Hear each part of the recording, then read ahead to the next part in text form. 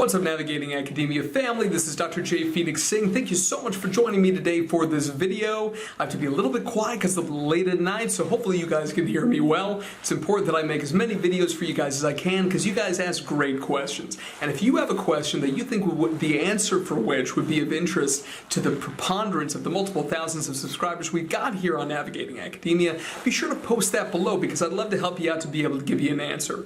If you have a one-on-one question, high specificity question that's relevant to you in your career, how we can push you ahead, get you into your dream graduate program or doctoral program, be sure to visit the website below, which has my rates and my hourly rates for hourly sessions, and also the ways to be able to contact me, and I can help you out. It'd be great.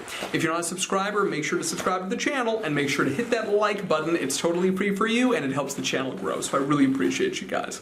Today's question comes from Insaf. Thank you so much for watching. Insaf always has great questions, so thank you very much for asking them. And here's the question that she has. It has to do with a video that I published called "Can I Publish Controversial Journal Articles?" Okay, and this was Insaf's question. Thank you so much for all this information. Please, I want to know more about how to find funding for projects and tips to write a good grant proposal. And do you think that a PhD student should know how to get financial support for his or her project? I love what you're doing. Keep going. Thank you, Insaf. So, two different parts here, right? For the first part, I'm going to direct you somewhere else, okay? When it comes to knowing how to find funding for projects and tips to write a good grant proposal, I actually have 3 separate comprehensive multi-hour step-by-step trainings coming out in January of 2021, okay? So in other words, next month from when this is being made, which is in December of 2020, it's at publicationacademy.com, okay? We have an entire package, right, which is 6 different courses all related to grant writing. And we're talking about master classes in grant seeking, grant writing, and grant management. Everything you've ever wanted to know, taught by a trainer who's been personally supervised by me and has gotten over $100 million in grants for Harvard. Okay, so trust me on this one.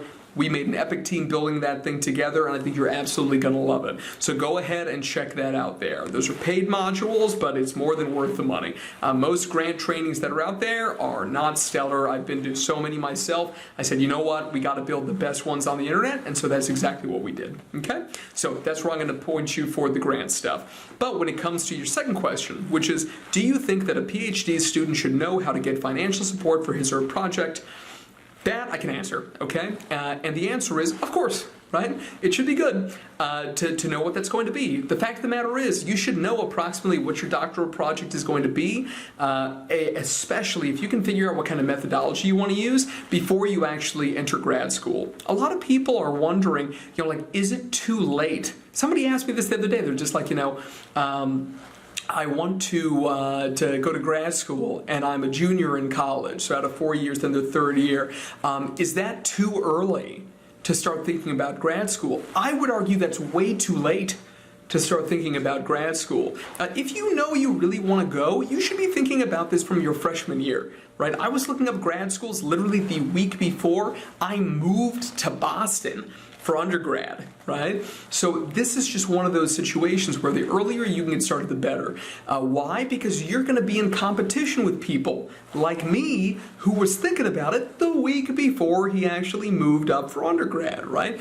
Those people who just spent every waking hour thinking about and plotting how to be able to get into the same grad schools that you want to go to and work with the same supervisors that you want to work with. Now, if you're kind of late to the game, you're just applying now, you want to apply next year, I'm telling you right now, you need a lot of help. Okay, visit the website below, book a session with me so that we can evaluate where you are and figure out how we can get you into these programs. Okay, it's really important.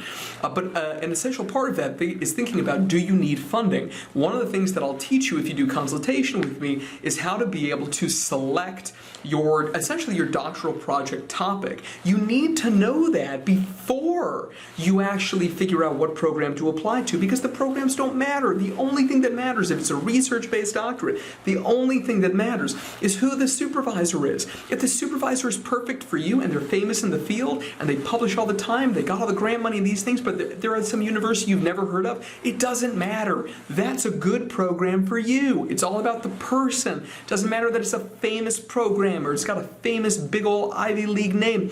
That doesn't matter, especially when you're dealing with research-based doctorates, okay? Including a clinical psychology Ph.D.